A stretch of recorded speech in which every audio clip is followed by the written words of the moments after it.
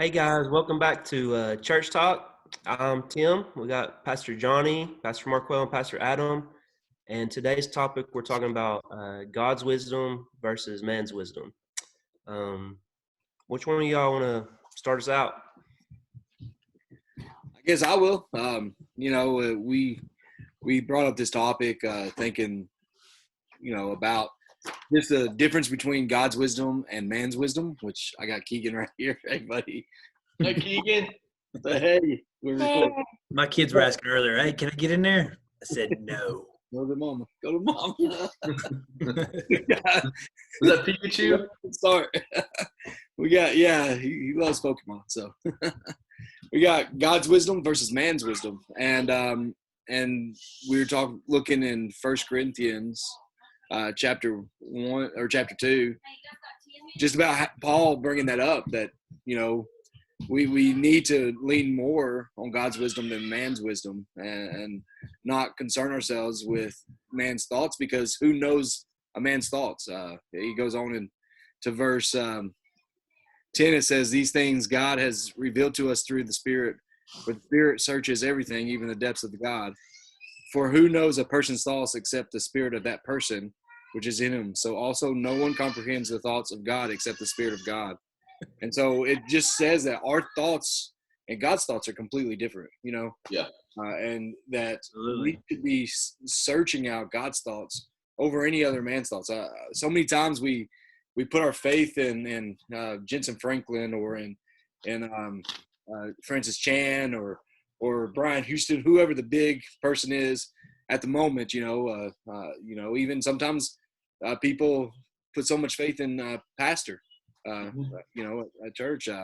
And I've seen so many people pastors fall, and people fall out of church because of that. And, we can't look to man in order to base our faith on, because they are just as human as we are, And Yeah. so I think that's what this whole topic was centered around, is allowing people to know that they have to look towards God for his wisdom and not man's wisdom, And so yeah. Good stuff, man. It's good.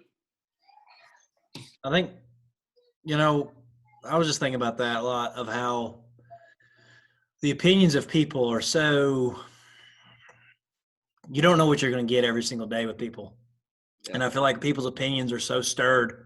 I was just literally thinking about this today, of how there was a situation that I found out, even somebody within the church, that they apparently didn't like me.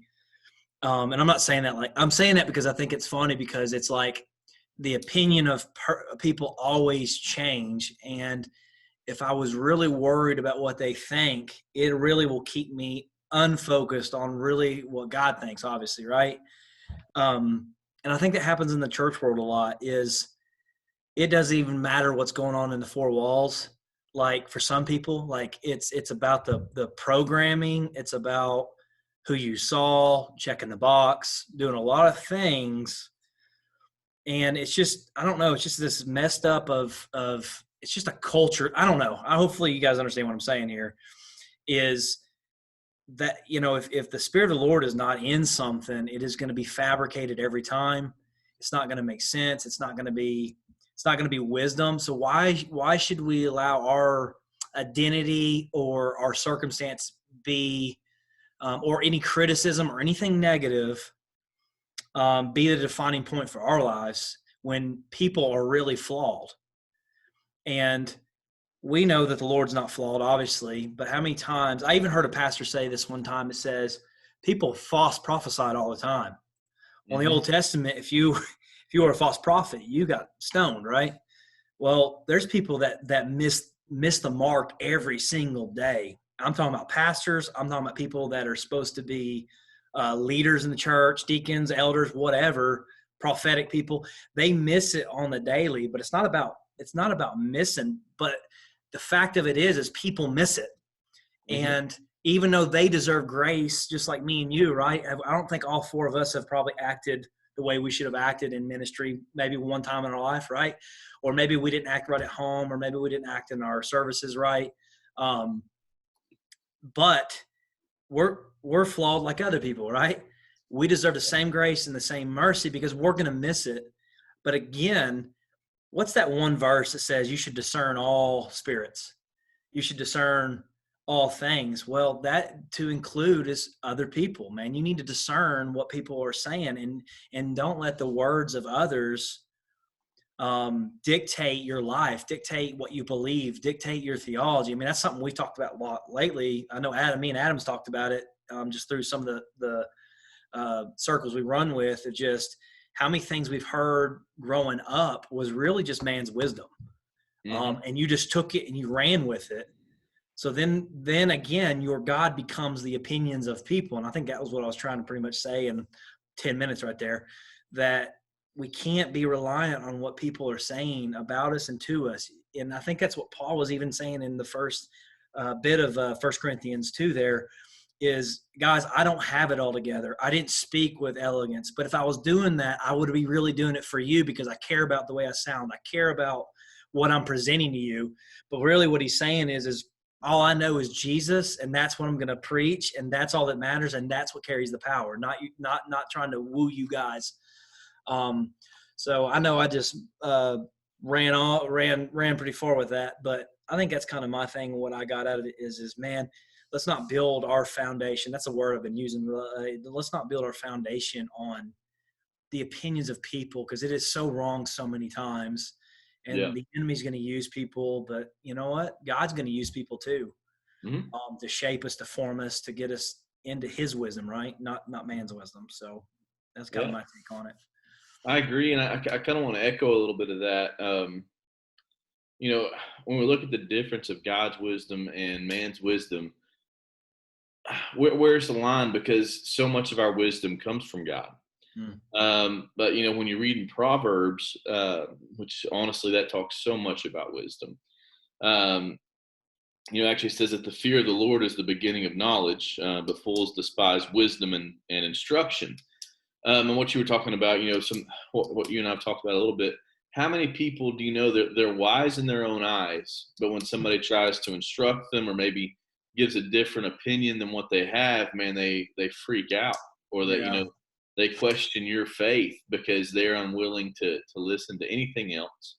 Their theology is set. God works this way and this way only.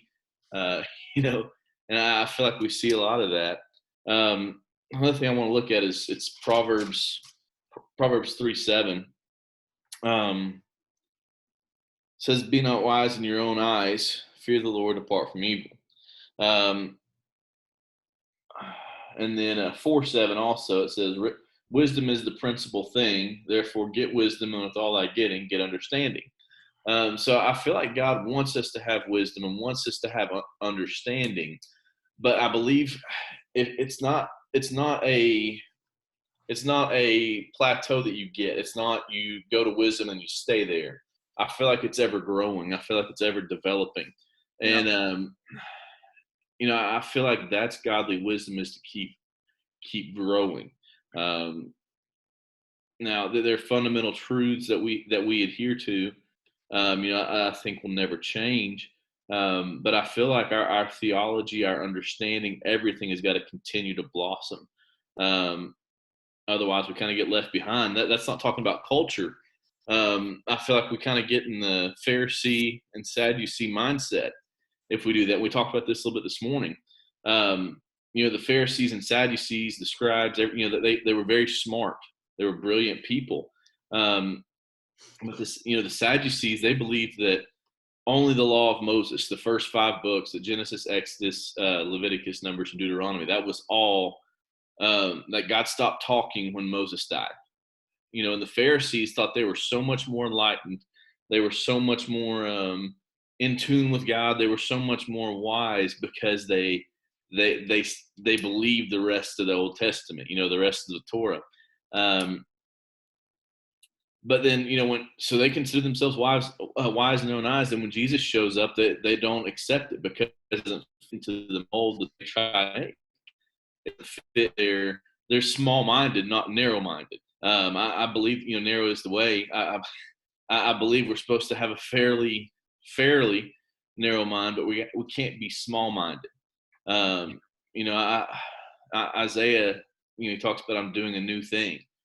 Jesus talks about making all things new. He says the old ways have passed away; they won't even come to mind anymore. So, how can we say that godly wisdom isn't ever changing, ever growing? Y'all track with me there? Yeah. Okay. I want to add on to that. Yeah. We're talking about the Pharisees. We were talking about that this morning. Just in the beginning of John, so many times the Pharisees kept saying, we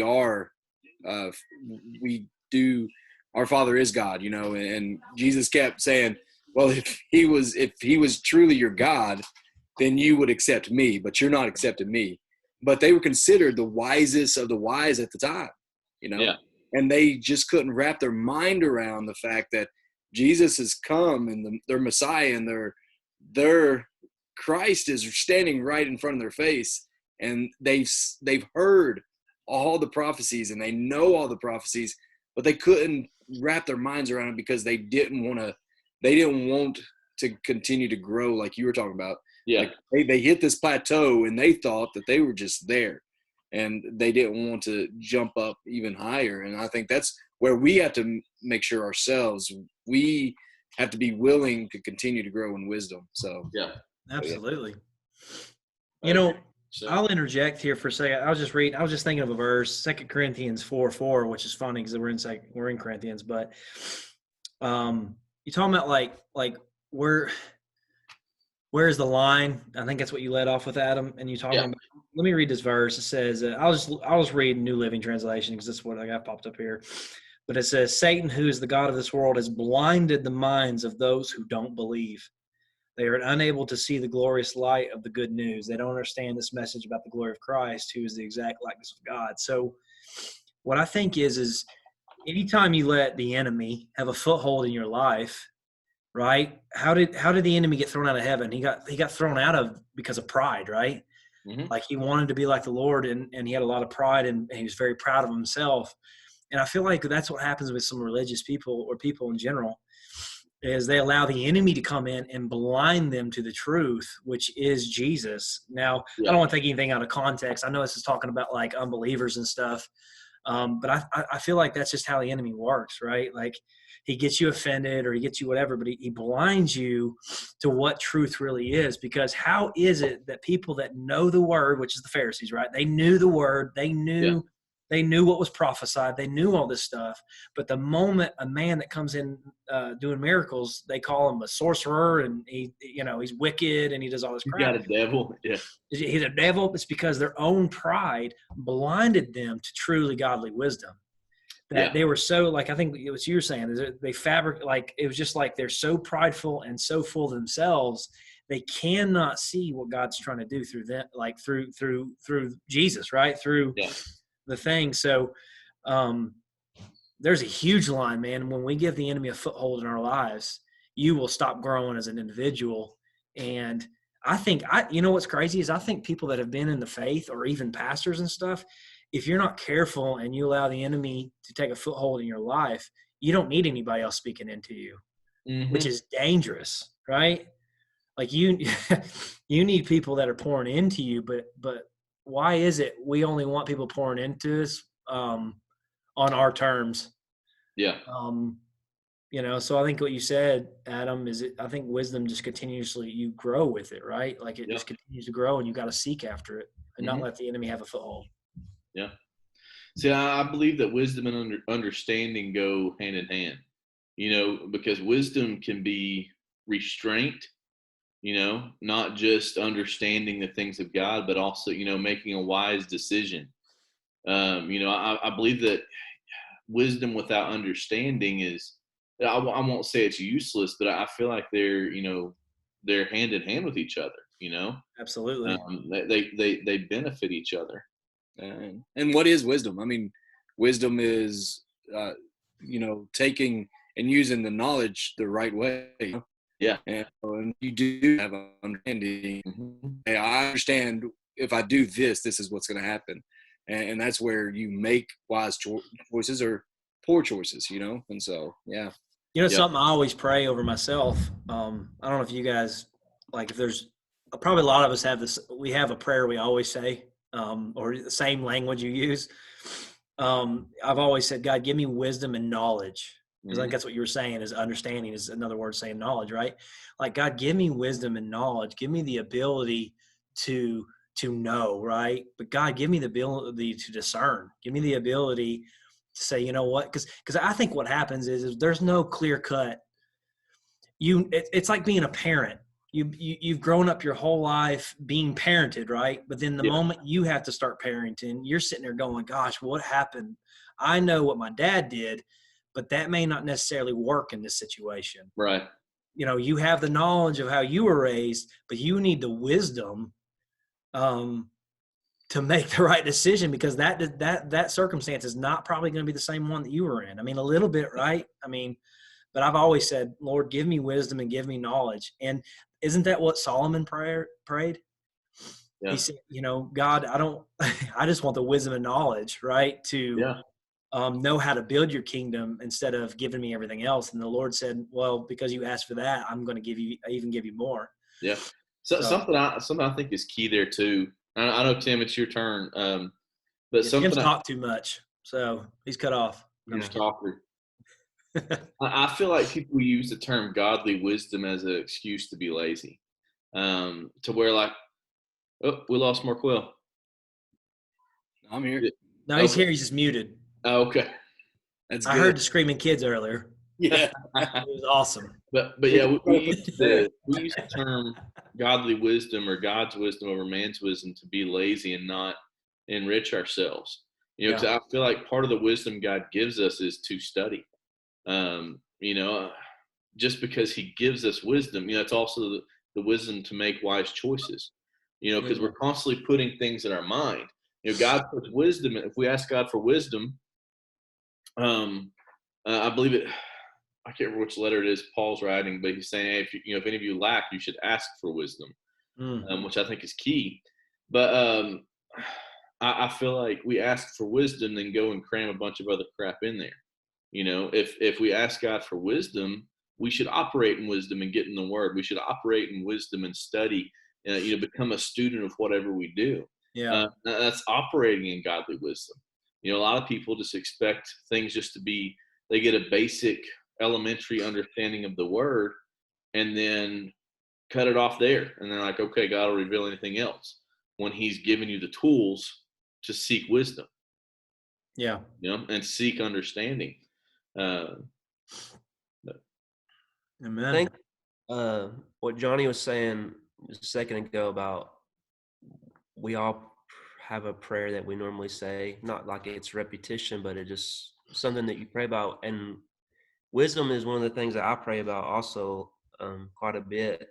And I kind of relating it to kind of today. Like, I think today more than ever, we need godly wisdom on decision making, and even you was talking about discerning the spirits or testing the spirits, like testing what is true. Like today, like I feel like the more I know or the more I learn, the less I feel like I know. And like what's going on in the world, you know, like what's happening in the world around us, and something that I mean, I've been praying for wisdom for a long time, but that's one of the things that even more now today, like I just want godly wisdom, and I want to be able to discern what's true, and I just want to, you know, those are things that we can trust. And I was kind of, when you all were talking, I was kind of reading back over. I know we read First Corinthians 2, but chapter 1 also has quite a bit about wisdom, and you know, kind of talking to just man's wisdom in general, like someone that might be lost or someone that doesn't know Christ, or is, you know, the things of God it talks about. And in what Johnny was talking about in 2 Corinthians 4:4, about them being blinded, was it blinded by the world or something similar to that? But the same thing in chapter 1 and verse 18, it says, for the word of the cross is folly to those who are perishing, but to us who are being saved it is the power of God. So in verse 18 is basically saying that to those, basically those that are lost, those that are blind to the truth, those that don't know Christ, those that are still dead spiritually, the Christian life is foolishness to them. And then when you keep reading, like you get to verse 25, it says, "For the foolishness of God is wiser than men, and the weakness of God is stronger than men." So that's something. That's kind of an encouraging verse. Like God doesn't have weaknesses, but if you said whatever His weakness is, it's still stronger than men. Yeah. And whatever is the foolishness of God, it's still wiser than men. Yeah.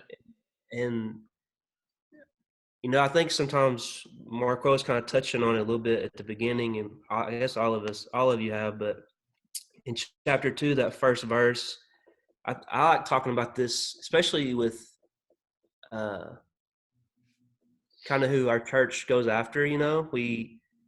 We don't necessarily go after all the churchy people. We Yeah. have a mixture of everything at our church, which that's what I love about our church. But getting to talk to new believers that have no experience, no church experience, and just seeing, those are the same type of people that Christ called to follow Him, Yeah. or the people that weren't the religious people. Mm-hmm. He was calling those that He was going to get the most glory out of, and that's all through chapter 1, Him talking about that. But in verse 2, or chapter 2, verse 1, it says, "And when I came to you, brothers, I did not come proclaiming to you the testimony of God with lofty speech or wisdom." So I think sometimes because these people that use big words, we think, oh man, they know so much and we need to follow everything that they say. I think that's a trap sometimes, because Yeah. maybe they're not teaching things that are true. So I think it goes back to basically tying what everybody said is, using the word and using godly wisdom to discern whether those things are true and whether the people that we're listening to have the same godly wisdom that we're seeking. Yeah. That verse, by the way, is 1 John 4:1. The dear friends, do not believe every spirit, Oh but yeah. but test the spirits to see whether they are from God, because many false prophets have gone out into the world. I like reference stuff because sometimes you just know scripture, but you're like, oh Yeah. shoot, where it's Can, at. So can I go a little bit further than that on that, Johnny? Yeah. I think it's very, very true. It's awesome. That says many false spirits have gone out into the world. Hereby I know you, the Spirit of God. Every spirit that confesses that Jesus Christ has come in the flesh is of God, and every spirit that confesses not that Jesus Christ is come in the flesh is not of God. So it tells us how to test. It's whether they bear witness of Jesus. And then it goes on further on down to talk about, it says, they that are of the world speak of the world, and the world hears them. We're of God, we speak of God. He knows that God hears us. Anyway, it goes on and says, also, let us love one another, for love is of God, and everyone that loves is born of God and knows God. So when it comes to testing the spirit, somebody gives you a word. Is it bearing witness that Jesus Christ came in the flesh? Then second thing, is it glorifying God? Third thing, is it edifying one another? Right. Yeah. Because if it's not, it's probably not of God. Yeah. Not everybody who says, I feel like every Facebook post nowadays has got some kind of attached prophecy with current events, trying to pinpoint something in the Bible. It's like a retrospective prophecy or a hindsight prophecy. Whereas prophet, if we're wise and seek out how the prophetic operates, it's speaking the word of God. It's speaking light to darkness. It's speaking speaking life to death, speaking things that aren't as though they are. Yeah. But we see a lot of man's wisdom trying to I feel like it's trying to it's I don't want to knock anybody or any one thing, but it's obvious you see man's wisdom versus God's wisdom. Yeah. I can't remember which. It was one of us. We were talking on one of the food trips about um, a pastor saying that Jesus is perfect theology. Um, you know, God is love, but He's also wisdom. Um, I feel like so many times we try to get in our own head. We start by the means of the Spirit, but finish by means of the flesh. We start off with good intentions, but end up trying to glorify and edify ourselves. And that's 100% man's wisdom. Mm, So, it's good. is that Keegan or Cooper? That's cool. Hey, Cooper. Well, guys, sneaking we got less than 5 minutes here that I guess kind of recap. I mean, anybody got anything they want to say or finalize or recap on? Not really. Awesome. I think that was a good talk, guys. I mean, and one thing I keep picking up on from our talks is, I think we talked about this last time, is humility. Like Mm-hmm. you have to get rid of your pride and humble yourself and realize I'm not as smart as I think I am. I don't have as much wisdom as I think I am. And start seeking after God's wisdom in everything, you know. I'll finish with this, 1 Corinthians 2, and starting in verse 9, it says, what no eyes has seen, nor ear heard, nor the heart of man imagined, what God has prepared for those who love him. So it's saying nobody has ever seen this but God. And we have to realize that the things of God, we really don't understand the things of God. Yeah. So we have to spiritually seek for those things, you know, and every day of our lives we have to do that. So Absolutely. You know, you said something there about how, and I'll kind of finish with this. I think it has to do with people in general, that especially in ministry, you see a lot of people, it's almost like they can't see their own wrong because they're blinded by the fact that they don't want to be wrong. Right. And it just goes back to they don't really care. They care more about their own wisdom and how to handle situation than saying, God, where am I the one that's in the wrong? Like, I probably, if I do any counseling or anything like that, or someone's asking for their opinion, I just ask people, like, why don't you I know you think you're right in a situation, but why don't you pray and ask God, Lord, where am I wrong? Even when I think I'm 100% right, where am I wrong, so I can make things right? Because Adam, like you were numbering the things, does it edify man? Does it edify this relationship? Does it build love? Does it build trust? Or no, because you took what someone said out of context, right? Or you took what someone said and you didn't really know their heart, you're offended, and you're choosing to not forgive and move on. And it just amazes me how many people, like, literally hold on to stuff and play victim. And even though a lot of them might be right, that they don't just say, you know what, Lord, where am I wrong? I think that's wisdom. I think when it's just man wisdom, it's all about, okay, well, what did I do wrong? But no, really, God's wisdom is like, literally, Lord, like, what, look, inside my heart, look into the dark areas of my life, and where am I wrong? If I'm not wrong, then forgive me and help me to reconcile. Yeah.